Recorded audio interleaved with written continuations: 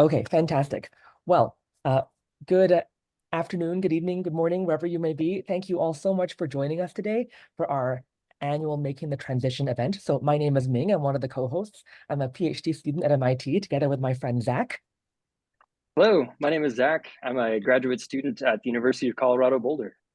Fantastic. And yeah, so today our event is all about making the transition into DBER, discipline-based education research, which is a transition that I myself am currently undergoing too. So this event is also very much self-serving in many ways. So I'll begin by introducing ourselves and about the event. So first of all, we recommend that you experience today's Zoom event on gallery mode in Zoom. So if you go to view over here and go to gallery mode, then you'll be able to basically see the slider bar where you can toggle how big our faces are and how big the PowerPoint slides are. And we also have turned on closed captioning. So if you just press show captions, you can also see today's closed captioning. Okay, so our plan for today is we have three amazing panelists who are going to share with us their journey of transitioning from bench science and biology into discipline-based education research. And that will occupy us for the first hour of today. And then our second hour is going to be a series of breakout sessions where we'll chat with current postdocs in discipline-based education research in a more sort of free-flow, informal way. And so just to sort of orient everyone, discipline-based education research, which we called DBER, is really sort of an intersection of many fields that really seeks to research and develop evidence-based practices to enhance teaching and learning. So we see how we have all these disciplinary spokes, which are united by connecting cognitive science and the science of learning and education to enhance teaching and learning. And so in particular, we are a group called DBER-SIT, DBER Scholars in Training. And we're really a community of graduate students and postdocs and other DBER professionals who are either transitioning into DBER or sort of beginning to sort of grow our professional journeys in DBER. And so our group, DBER-SIT, organizes many events like the one we're at today. And the goal really is to provide community and peer support for fellow graduate students and postdocs in the DBER community, and also advocate for the needs of DBER scholars in training. And so today we have three absolutely wonderful panelists who have all transitioned into DBER at different stages of their career, some during their postdoc, some during their faculty positions. And we're really delighted to welcome Justin Shaffer, Melinda Owens, and Dax Ovid with us today.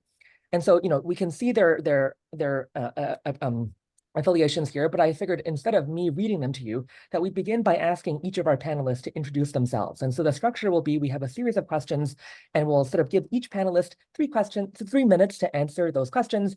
And I'm going to pop out sort of a slightly aggressive looking 30 seconds left sign when you have 30 seconds remaining, just to sort of warn you that the time is nearly up. And so what we'll do is we'll sort of take turns and we'll alternate between who's starting to answer each question. And so the first question we'd like to pose is, we'll ask each panelist to just begin by telling us a bit more about what postdoctoral experiences they've had and how those experiences led them to the current role they currently have. And so why don't we begin with Justin? Sure. Thanks, Ming. Thanks, Zach, for having me. And hi, everyone, for being here today. So my postdoc was the SPIRE Postdoctoral Fellowship at University of North Carolina, Chapel Hill. This is under the IRACTA umbrella, so you might be familiar with those. They're the ones where you get training not only in bench research, but also evidence-based teaching methods, and you get teaching of record experience. There's about 20 of them in the country now. They're kind of vary depending on the scope and scale of them, but the Carolina one's the best, just so you know.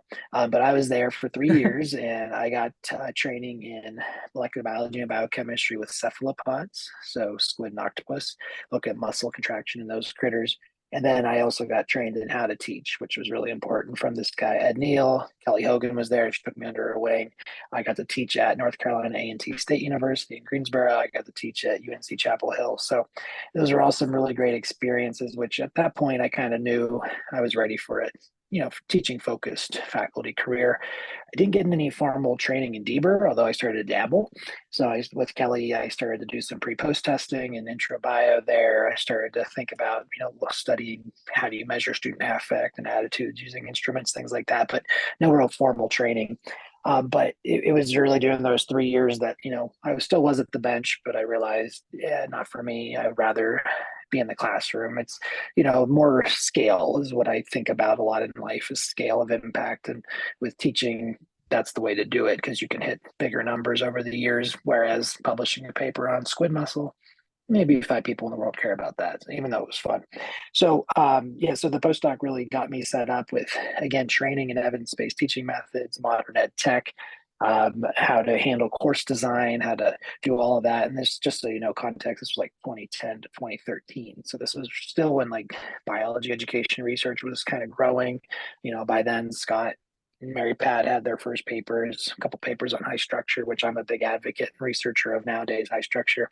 But this was even before the PNAS paper in 2014 about active learning from Scott's group. So, I was, not super early, but on the earlier edge of things. And that led me to start applying for faculty jobs. I was looking for teaching faculty positions. I applied for just a few jobs. We were trying to be kind of location restrictive with my family, and we applied for a job at UNC Chapel Hill in chemistry, also at UC Irvine in in developmental cell biology. That's where I ended up going. So went to UC Irvine for 5 years. Did not jive with SoCal. No offense, SoCal people, just wasn't for me and my family fit. So now I've been here at the Colorado School of Mines for 6 years, going strong. Perfect segue into Melinda Owens at SoCal. Could you tell us a bit about your career journey and the postdoc experiences you've had?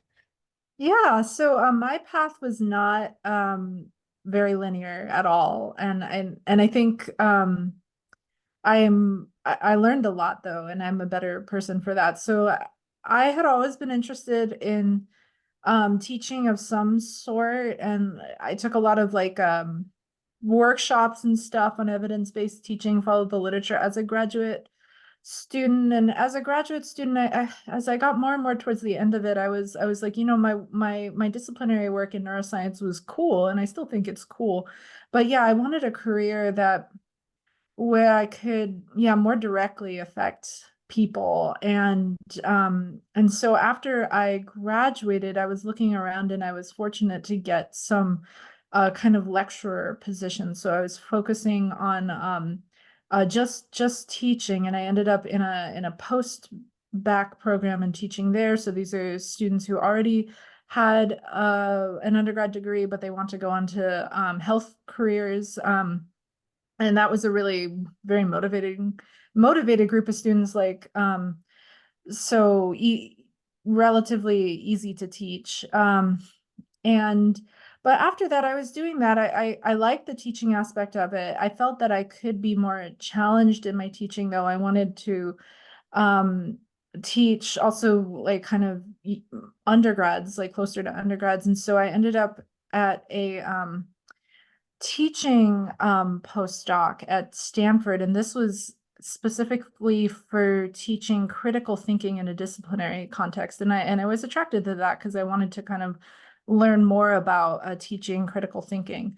So I was there. I adjuncted for about 3 years. I was doing this teaching postdoc for about 2 years, and this one, they also encouraged us to have side projects. And so I ended up talking to faculty development people there, and making a lot of good connections there in their teaching and learning center. But after that, as I was doing that, talking to a lot of folks about their teaching, I realized that I did want to go back into research, but not into bench research. I really wanted to do bioeducation research. And by this time, I was very heavily reading the literature and following developments and trying to incorporate things. So I ended up finding a great postdoc near where I was at San Francisco State with Kimberly Tanner. And that gave me so many more skills talking to faculty, doing how to do education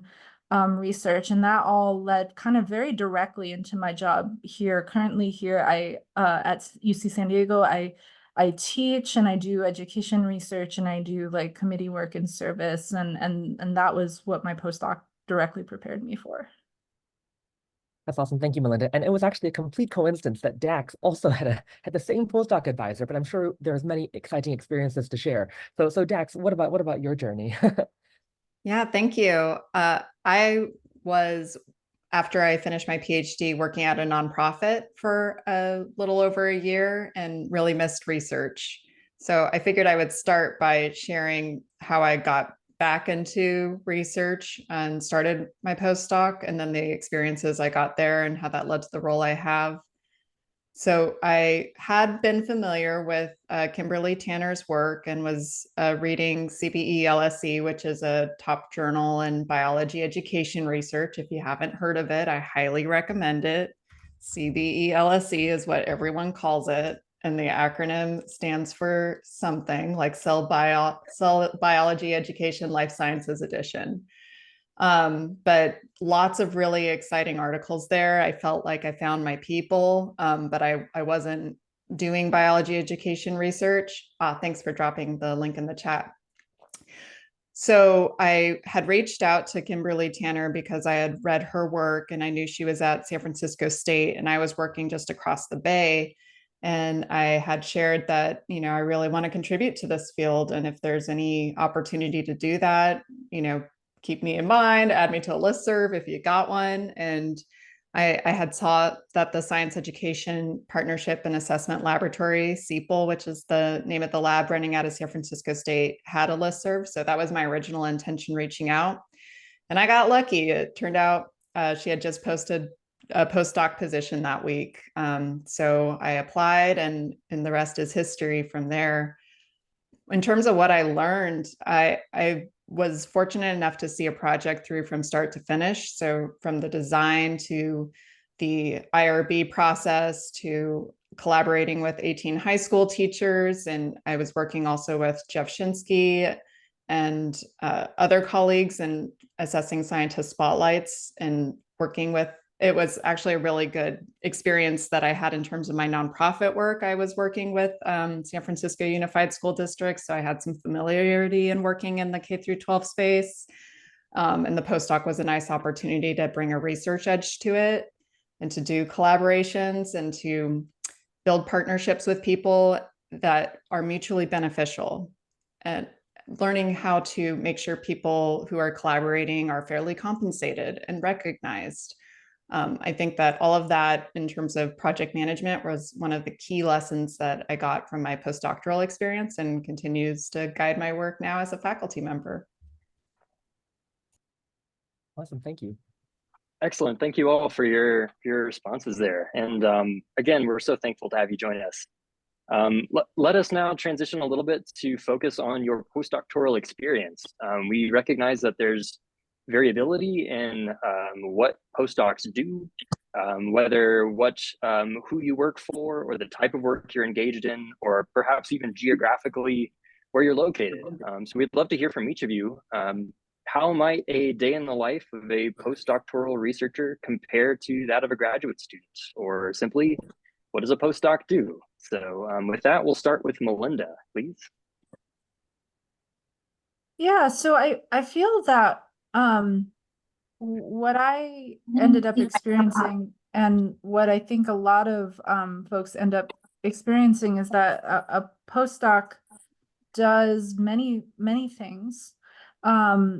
So as a postdoc, my main focus was my education research, but even that, there was a lot of things playing into that. So a lot of my research was focused on faculty and faculty development. So what I ended up doing was the faculty that I was working with, and I mean, I don't want to call them my subjects, but like the participants. I got to know them. I heard about their teaching. I even visited some of their classes sometimes. And that all really helped me do my kind of research and work, and to motivate the folks to like come to our events and to do the things that they needed to do to produce that data. I also, as part of that, was helping running some faculty development events. So I learned a lot about kind of faculty development and how to reach out to folks. Other of my work, so I was able to, so some postdocs are going to be focused on a specific funded project. So that's how I started out. But then I had a little bit of freedom to develop my own ideas. So I was able to do that, develop my own idea, apply for just kind of small funding or local funding. So I learned a little bit about grant writing. I also helped my PI write grants. So I learned a lot about grant writing there. I also, in the course of my research, I found that I needed help doing some kind of simpler work. So I ended up through my PI, I ended up supervising some undergraduate students in doing research, and that was very fulfilling. As part of it, I had come in with a bunch of teaching experience, but I also wanted to kind of continue that and use some of the techniques I had picked up. So we worked it out where I could be a lecturer and teach a couple classes or co-teach a couple classes there too. So I think it just really depends on what you need and what you're interested in, and as to what you do in order to with the goal of developing your skills. Excellent. Thank you so much, Melinda. We will move on to Dax. Yeah, that was such a great answer. I'll see if I can add to what Melinda shared.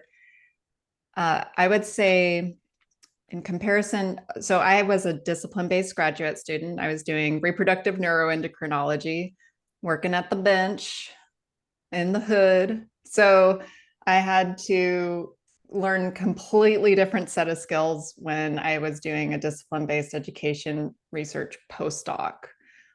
So the day in the life was incomparable for me. And it involved, I think, a lot more meeting and collaborating with people for my particular postdoc. I think it also involved, one of the things that I think is distinct is when in grad school, you have a committee that you can kind of meet with and you're expected to meet with sometimes once a year. You have paperwork you have to file, you have courses you're supposed to take and stuff like that. When you're a postdoc, it's going to vary widely based on where you have a position, but from my position, it was pretty open-ended. There weren't expectations, which was nice. I mean, there were projects that needed to get worked on and things, but there weren't, you have to do this or you have to do this. Like there weren't, like I felt like I had more of a responsibility in setting my own project timeline and goals, as well as asserting like, this is the kind of experience I need for the kinds of positions I'm interested in applying for.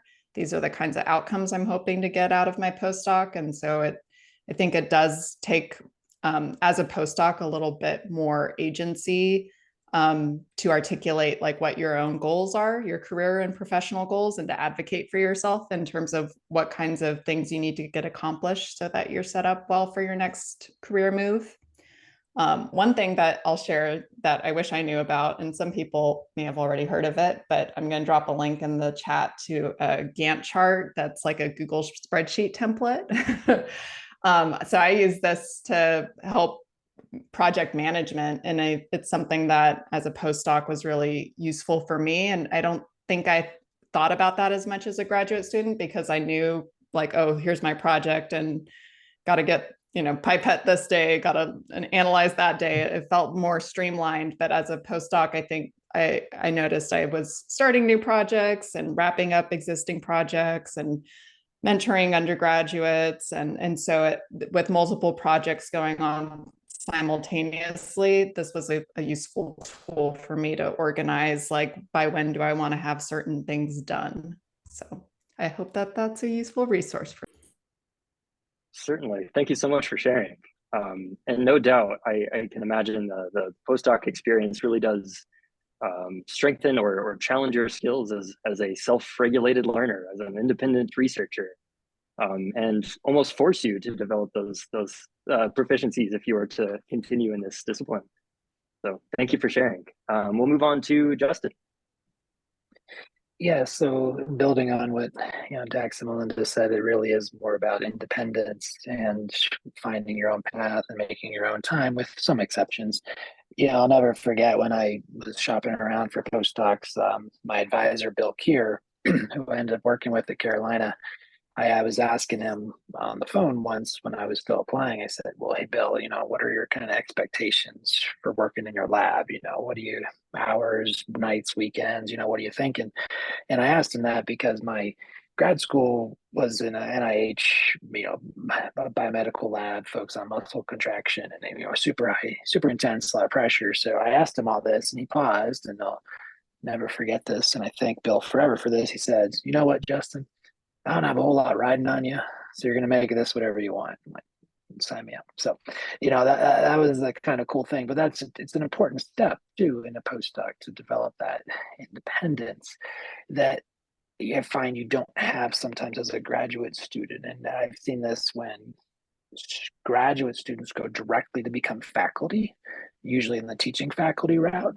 There's just a little transition that still has not happened to kind of bring up that independence or maturity level, if you will. So as an example, a recent hire I heard about, they were grading their first exam of the semester, and this new she hadn't even actually walked yet, or she still PhD not in hand yet, and she said, oh, can you speaking to her co-instructors, can you grade for me this weekend because my dad's going to be in town?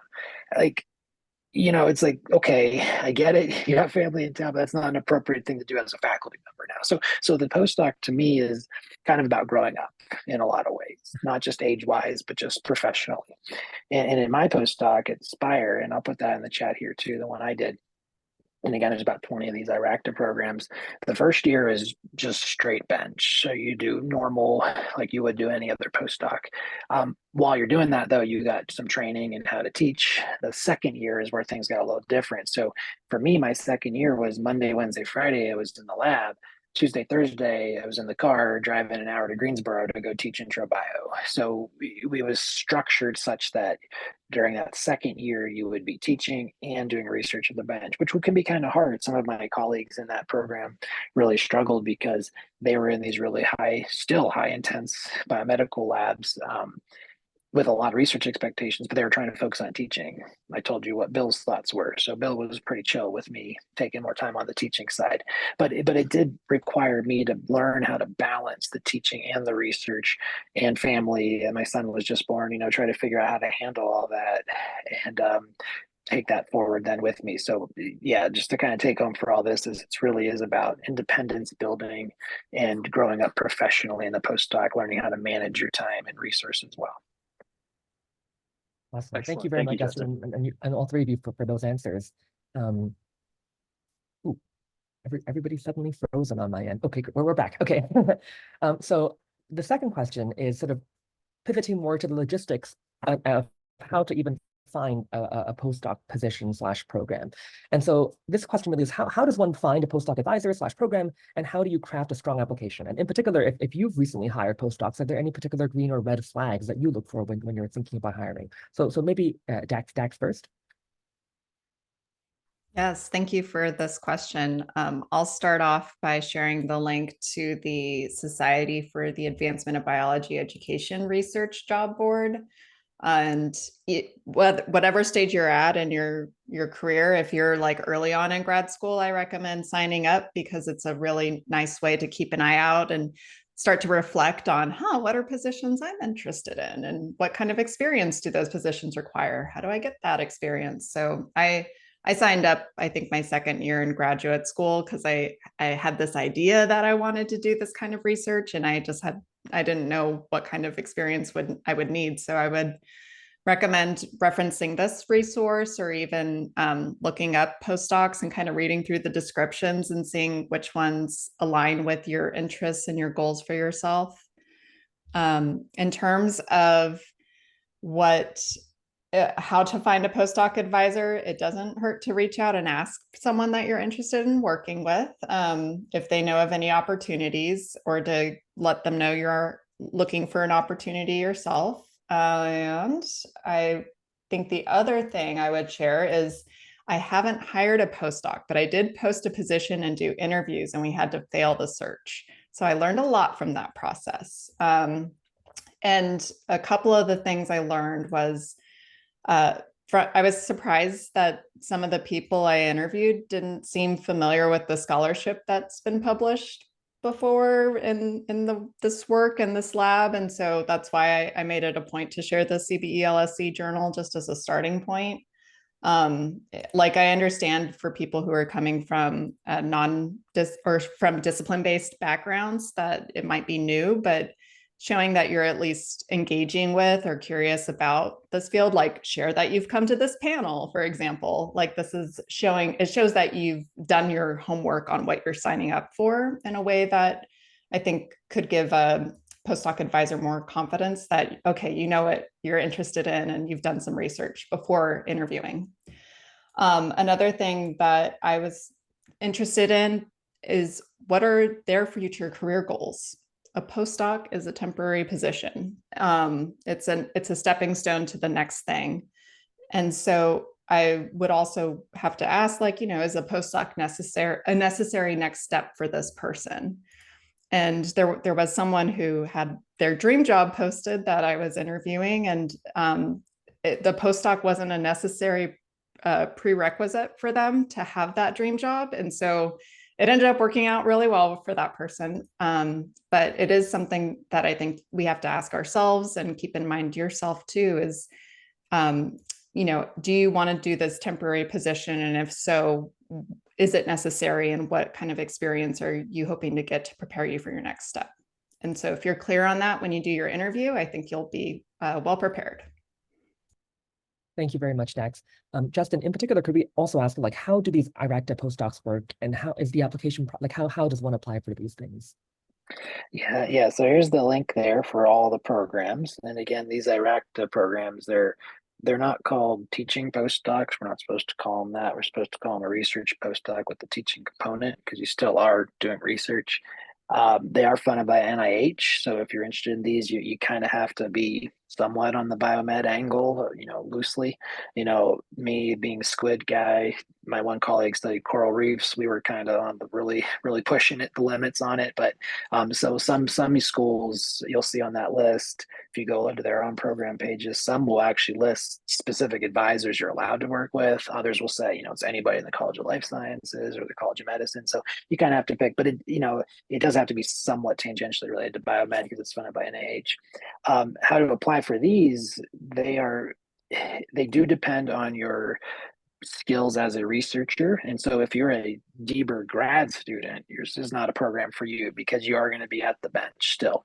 And to get into these programs, you have to have shown demonstrated proficiency in your research. So I think for SPIRE at the time when I was there, again, 10 to 13, they did a study on who applied and who got accepted. And I want to say the average number of papers coming out of grad school for an accepted fellow was like 5 or 6.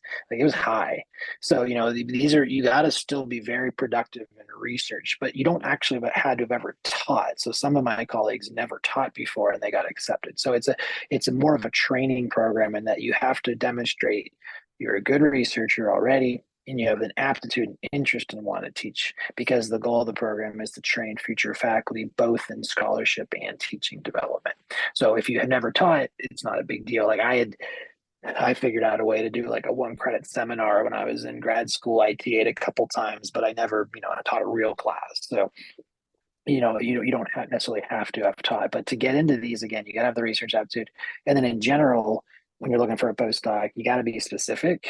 So if you just email someone, cold email them, or apply to a program, and you got, a form cover letter, it's not specific, you just don't even waste your time. I mean, you got to be tailored as much as possible. Advice I got years ago, which I don't think we've ever done this, but when you write a cover letter, you should try to balance equally the number of times you say I or me, refer to myself, versus the number of times you refer to the organization you're applying to. So that shows that, you're not just talking about yourself in the cover letter, which you do a lot of for sure, but you also need to show how you're a match for that program.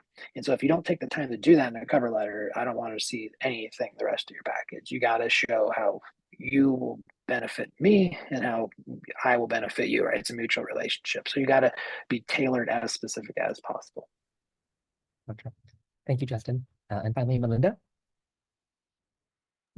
Yeah, so I feel like there's about how to find a postdoc advisor program. I would add for SABR not just the job board, but also just joining the listserv. So there's a general SABR listserv where people, it's not incredibly high volume. There may be 1 or 2 messages a day, but often people will not post, especially postdoc jobs on the job board. They post them just to the listserv. And that's how when I was finding a looking for a postdoc, the opportunities I found were all on the listserv. But more broadly, crafting a strong application, and I will say I just okay, I haven't quite hired the postdoc yet because she's still wrapping up her PhD, but I did search and find one. And it was difficult. This was for a faculty development oriented postdoc. So we were searching across many fields, not just biology education, but also like any discipline education, and across also just science education graduates, students as well. So it was pretty broad. But we were looking for things that would specifically help the job. So we were and it was clearly in the posting. So we were looking for enthusiasm for working with faculty. We were looking for enthusiasm for STEM education in general, and for kind of being organized and like, have they managed projects before? Because this person would be like kind of managing a lot of projects and relationships. Overall, I would say that the person we ended up going with was actually from a disciplinary background, a disciplinary PhD, but what made this person stand out is that this person, like, no, they didn't do research in DBER, but they did take advantage of the opportunities that were available at their institution. Like, they had gone through the teaching, scientific teaching certificate that their institution had. They were actually a peer, a graduate peer teaching observer. So they had used some like teaching protocols to observe and give feedback on their fellow graduate students. And they had actually found an opportunity to co-teach, but I wasn't really, that's not really something I was expecting. But in this way, and that came through very clearly in their application about what they had done. So that's what made us really excited about this person, was that like they took their opportunities and they grew themselves how they could in education and in the kinds of activities and the fields in the way that they could. Excellent. Thank you, Melinda. So we're going to move to a question that is offering a little bit more specificity about the transition from a non-DBER position to one that is involved in education research. So each of our panelists here have made this transition. It's a tricky one to make. And as Melinda noted at the beginning of this meeting, oftentimes it's not very linear. So we'd love to hear from each of you. What advice do you have for someone transitioning into DBER, either at the start of their postdoc or their faculty position? So with this, we will start with Justin. That's a good question, Zach. So it's definitely not a single answer, an easy answer. But this is the kind of stuff that I'm trying to do more of now in my career with my own business, helping people do this, getting started. So I have a workshop going on at Minds right now, 3-part workshop on getting started with DBER. I got about 15 faculty going through the 3-part series, and we just met yesterday and kind of learning some of the tricks of the trade. So I'd say first piece of advice is rely on your disciplinary strengths. So you are trained as scientists or engineers, you have quantitative skills, you have statistical analysis skills, use them. However, don't expect them to map directly onto what you're doing, especially if you get into the qualitative fields, okay, or mixed methods fields, of which I usually do my research in now. So be prepared to learn a lot. Be prepared to use resources outside of your skill set. When I first got started, Coursera was starting to get going, but they had some courses through Johns Hopkins and Duke University on statistical methods with R. I found those incredibly helpful to learn how to do proper statistical testing, specifically multiple regression modeling in R. So take advantage of things like Coursera. And I think they even had some education research courses recently I saw in there. So take a look at those to get some external training beyond a traditional brick and mortar course or just finding random, websites and things. With that in mind too, though, learning places, CBE will publish from time to time articles on methods. I love the papers from Ellie Theobald. I use them all the time on kind of how to do multiple linear regression modeling, how to account for random effects and things. And so look for within your journals too. Sometimes there's techniques and tips and articles to help you get going. The other thing is when you're transitioning in this, don't get surprised, and you all might know this already, but don't get surprised when your real science colleagues think you're dumb or don't believe what you do, because just because we're studying students and we're using social science methods doesn't mean it's not real research. But unfortunately, if you join a faculty, especially as a teaching faculty or even as a tenure track research faculty, but doing DBER work, your science, your bench colleagues might just scoff at what you're doing. So be prepared to defend what you do, prepared to promote it, and back it up with evidence that you have to support the findings you have. But that can be somewhat challenging also when it'll be a little down the line, but when you get into a position, probably a faculty position, and it's time for promotion and tenure reviews and things like that, your faculty colleagues also might not be as able to evaluate you. So you need to be a strong advocate for yourself. So you have to say, why your scholarship is quality, why the journals you're publishing are quality. And you can also recommend people outside your university who are in our field to evaluate your package if you need to. But you got to be an advocate for yourself because you're not doing traditional cell biology. You're doing something different they don't understand. So you got to speak up. Thank you so much, Justin. We will move to Melinda, please.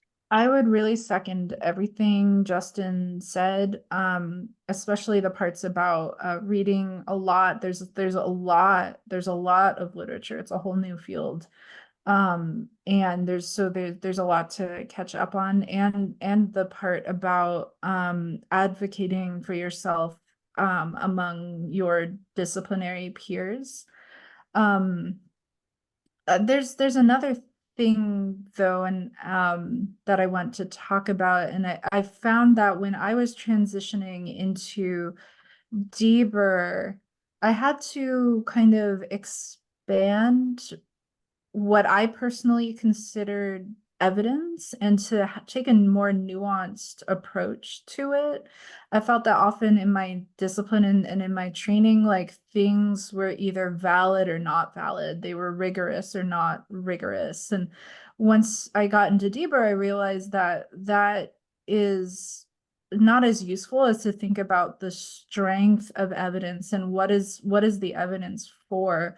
So, like, for example, in qualitative work, somebody might just interview, 6 different students.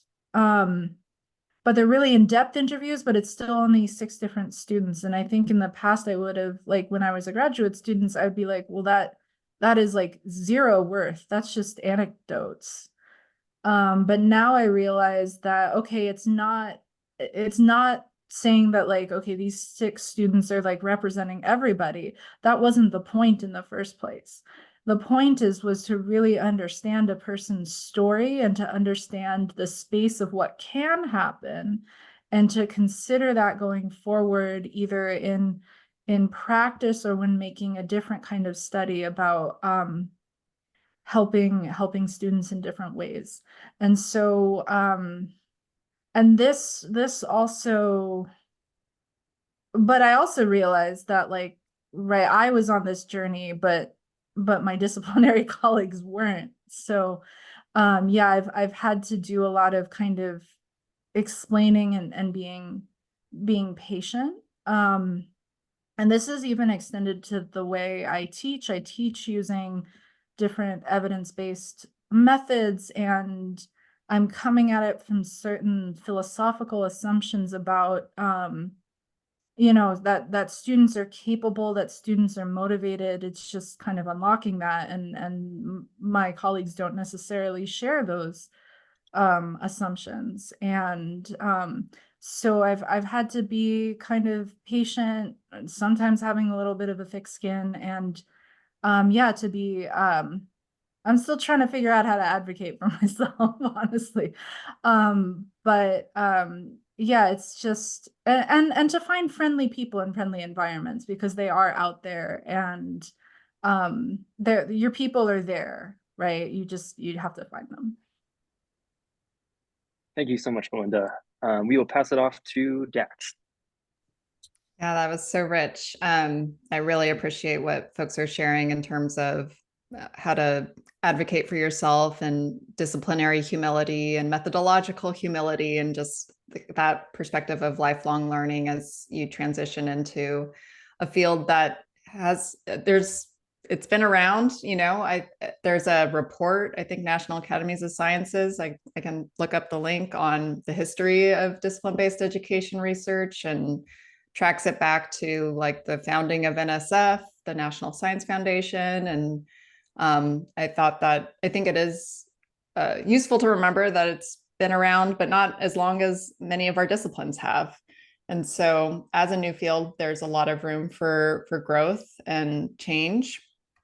One of the one paper that really changed my life, and I recommend to everybody, is Yoso's Whose Culture Has Capital, a critical race theory discussion of community cultural wealth. The reason why I emphasize this paper so much is it brings that asset-based lens, especially for when we're working with and understanding students who've been marginalized from the sciences. And I highly emphasize, along with bringing that asset-based lens to your own research and teaching, to do self-care, to make sure you're striving for work-life balance. It's really hard to learn a new field, but to keep it up. Make a commitment for critical self-reflection. And as I think more and more scholars in our field are including positionality statements in their research, and that's something that might be different from a discipline-based scholarship that you've done in the past. And so engaging in some form of practice around, who are you, what's your background, what unique contributions do you have to make, what biases do you bring? Like, I think all of that's important to do for education research. I think for all research, but for DBER too. Also, passion really helps, and choosing topics that you feel like you want to, if you have a desire for positive social change and a sense of purpose, that'll help when the going gets tough. Sometimes you just got to fill out a bunch of forms, and that's really boring, but it's part of the job. So those are, I think, the things that I mainly suggest. Last thing I'll recommend is to use evidence-based teaching when you talk about your research. Don't be afraid of doing a poll or a think, pair, share in a research talk. I think people are hungry for that, and you might feel like it goes against the norm or the grain of what you're used to with your discipline-based work. But I'd say if you're familiar with evidence-based teaching strategies and you're comfortable doing so, don't be afraid to include it in your research talks. That's awesome. Thank you all very much. That's been some really rich advice. Really, our last question is to zoom out to an even broader lens and ask, is there any other final piece of advice that you would like to give to somebody hoping to walk a similar career path as yourself? Melinda? So that last discussion maybe feels a little bit of a downer. What I want to say is that it's worth it. I'm really happy. I'm really happy in what I do, and I think this is different from what I thought I would be doing when I was 20 or when I was 24, or but I'm much happier doing what I'm doing now than how I would feel if I were doing what I thought I was going to be doing. So I feel that, you know, when the going gets tough, like I go back to, yeah, why I'm doing this. I really feel like I'm positively impacting like my own students with my evidence-based teaching, and like students more broadly with the research I do. I feel like I'm contributing to the field. I'm contributing to the valuation, like overall, of teaching and of teaching research, education related research. And I know that through SABRE and other places, I have a lot of great colleagues who are in this with me. And so I feel really fulfilled, and I feel like it's really meaningful work. And I do think that in general, if you're thinking about making a career transition, or if you're not sure what you want your career to be, my advice would be to like go walk somewhere, like walk towards a goal, because what you do will always like benefit yourself and your own development. But if you see an opportunity, don't hesitate. You're not restricted like to a goal. Like I know people who are older than me who, like my mom started teaching in the public schools when she was 65. Like she made that career transition. So it's never too late to like grow and make a change. So keep your eyes open for what might fulfill you at any point. That is so wonderful. Thank you, Melinda. Dax? Yeah, thank you. Really loving all the shares and the discussions here. I'm learning too. I suppose my other advice, because I left academia for a while. I went and worked at nonprofits. I did consulting. Sometimes we have to say yes to jobs that we don't love to pay the bills, to support family. And my advice would be, if you find yourself in that position, don't let that discourage you from coming back to academia. I learned a lot from my nonprofit work. I've used like the same kind of infrastructure that I had used for the nonprofit, for setting up the Scientist Spotlights Initiative website with Kimberly Tanner and Jeff Shinsky.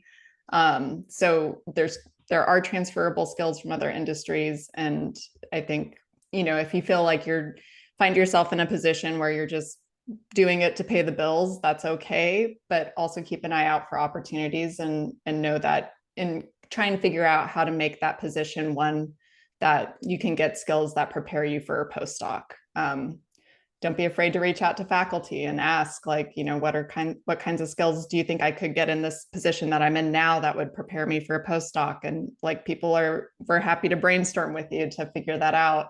So you can do some job crafting and a way that makes your current position a good setup for your next role.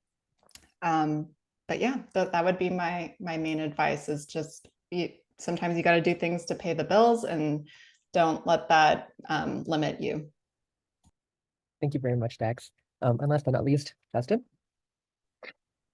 Yeah, I would add on, I agree with all that. And I would add on, do things a year early before you actually need to do them. So what I mean by that is, if let's say you're in grad school now and you're in your third year, you got at least another year or two to go, start applying for postdoc jobs now. Maybe not apply, but at least look them up and see what they're like. And maybe you do apply and see what happens. If you're a postdoc and you're in your second year and you know you have another year to go, apply in your second year for your faculty position, because then you've tried it out. You've tried it out. You know what the job ads look like. Sign up for job alerts right now, whether it's just your SABRE lister for the DBER positions, or more broadly, you know, higheredjobs.com, stuff like that. Just start getting them and see what it looks like. And then when you actually have to do it, you'll be much well prepared. You'll be much better prepared. You'll have maybe even a draft cover letter, you have your CV, you have a teaching philosophy, you have whatever you need put together in advance, and you won't feel as rushed. You won't feel as nervous perhaps because you've tried it already. So when I was in my postdoc in my second year, I applied for faculty positions, even though I knew I had another year of funding. I think I applied for 4 or 5 jobs. I got 1 phone interview, didn't get anything beyond that, but that was great because then I got the feel for what it's like to put an application package together, what it's like on a phone interview. And then when it came time for when I really had to, because I only had, it's my 3rd and final year. There was no extension. There was money to be, wouldn't be any money coming after that for my wife and son. So I had to really get a job, but I felt a lot more confident because I tried earlier. So definitely do that. And then as to whatever extent it's possible, try the job out before you're actually going to do it for real to see if you like it or not. And that's kind of what you're doing already as grad students and postdocs. You're kind of in the academic life. You're getting a feel for it. But talk to as many people in these positions. If it's a teaching faculty position, if it's a tenure track DBER position, just do informational interviewing. I find that people are usually more than willing to spend 30 minutes on Zoom talking about their own path. I just did that last week with someone from the Van Andel Institute in Michigan, and it was a great conversation, and they just wanted to kind of pick my brain about what my path was like and what my job's like now. So, do that as much as you can, and you'll learn and you kind of figure things out. But like you were saying, Dax, don't be afraid if it's not a perfect fit right away. As long as you're either making money or feeling satisfied, one or the other, you're a good spot, someone in a good spot. But if you can do both together, then you'll be in an even better spot. So just, kind of keep moving forward, and, you'll land on your feet in a good place. Fantastic. Thanks, Justin. Excellent. Thank you each for the wisdom and advice that you've shared with us. We're going to finish this first hour with an open Q&A. We don't have a whole lot of time before the top of the hour, but we probably have enough time for maybe 2 or 3 questions. So if you would be so kind as to use the raise hand function at the bottom of the Zoom link, or even type the question in the chat, we can moderate that and regulate it as we need. Feel free to direct your questions to any specific panelists, and if not, if it's more general, you will take volunteers. So if y'all are ready and willing, have at it. Please ask whatever you would like.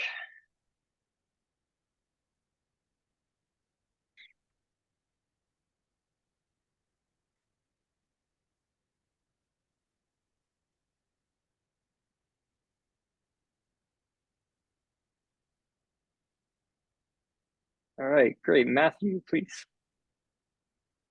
Hi, everyone. Thank you so much to the panelists. This has been really great so far, and I really appreciate how supportive and just helpful this advice has been. It's good to know that there are people out there mentoring and have found these positions already, and that you're enjoying them. I had a question. You all talked about advocating for yourself when you are in your postdoc or your faculty position, and kind of like gaining support from people around you, recognizing the value of the work that you've been doing. I'm wondering at kind of like earlier stages, I'm currently trying to wrap up my PhD. How do you advocate for the kind of training you need to advance into education research while you're in a very lab work in your discipline, like pipette in one hand role, and saying that this is the training I want to develop? How can I fit that into my degree? How can I make this more of a feature of my day-to-day, especially when you're working with maybe a committee that is dismissive of teaching and education research and that role as part of developing you as a PhD scholar?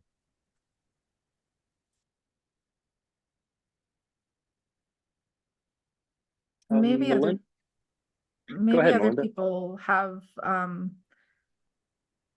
better answers, but to some extent, if there's an opportunity and you don't need permission to do it, just do it. You're the author of your own life, and there's no, like, your advisor and your committee may have ideas about where they want you to go, but that's not nearly as important about where you want to go. So there were a lot of people in my graduate school who basically had to sneak out to do these kinds of opportunities and things. And I was grateful that I didn't have to, because my PI was never there. So I never really had that conversation. But like, just if there's something and that you can do it, just do it. That's Yeah, really I had to sneak in out. Oh, go ahead, Dax, you go. after you, Justin. Oh, okay. I was going to say the sneaking out thing happens. I don't like it, but it's sometimes a necessity. Just have as many clear communications and clear expectations as possible, and especially if it's not affecting your normal productivity, it shouldn't be a problem. Like Melinda was saying, now if you want to teach a class that's Monday, Wednesday, Friday, 2, that might be a problem. But if it's an evening class, even a weekend thing, a lunchtime workshop, professional development hosted by your university, oftentimes they'll do, PD workshops for grad student stuff. Yeah, just go ahead and do it. But I think I learned lessons from this by not having good expectations and clear communication. My grad advisor, the more upfront you are about it, the better it is. Even if they're not going to be totally supportive of it, you say, "Hey, this is what I want to do. Here's how I want to spend my time," and just be direct. And I think they'd appreciate the confidence in that, whether or not they're going to like that path. Again, as long as you're not interrupting your normal duties and productivity, you should be okay. I'll just add to that when I was in grad school at my institution, there weren't any discipline-based education researchers there. I knew it existed, and I knew I wanted to do a chapter of my dissertation on it. And I asked my committee, and I think no one was hostile towards it. Everyone was just like, we've never done that before. And I took that as a no. I think in retrospect, I would have probably reached out and found an external committee member and figured out, can I find someone in this field that I want to work with so I can start to get experience and have the work I'm doing recognized. So there is a spectrum. There's the sneak out options. And there's also, if you do want to have that mentorship and the process of having that work supported, that might be a strategy that folks could consider. Thank you. Thank you, Dax. And thank you to our panelists again. Since we're at the top of the hour here, we're going to go ahead and close up our first hour of this panel. And we just want to say once more, thank you again to Dax, Justin, and Melinda for offering your time, your wisdom, and your advice to all of us here. It's greatly appreciated. We're going to drop some links in the chat for you to find further or learn further information about them if you wish. So there is a few links to each of their personal websites and some things that they have going on. So feel free to review those, reach out to them as you wish. And again, thank you. We're going to go ahead and transition to our second half of this panel.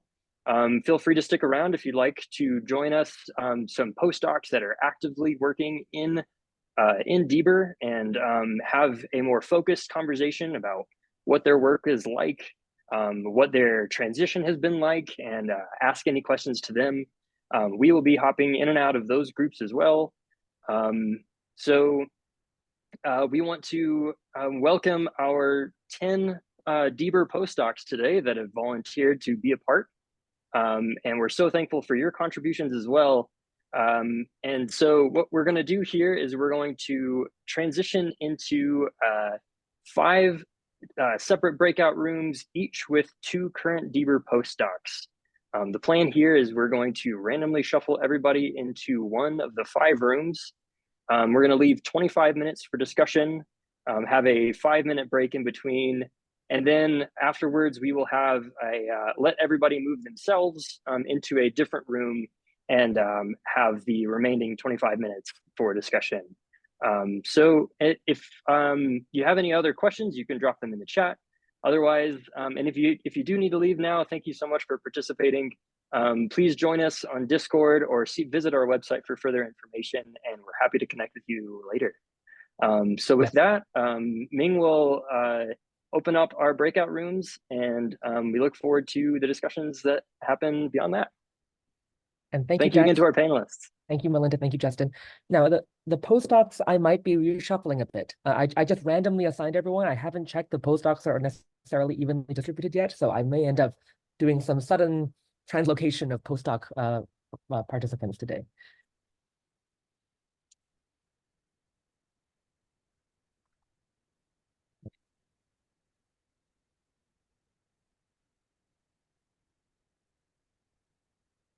And Dax, thank you again for passing the baton.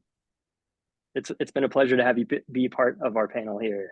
Yeah, thank you so much, Dax. Oh my gosh, you are most welcome. This was wonderful. Thank you for organizing, and I hope y'all stay in touch. Thank you so much. Look forward to it.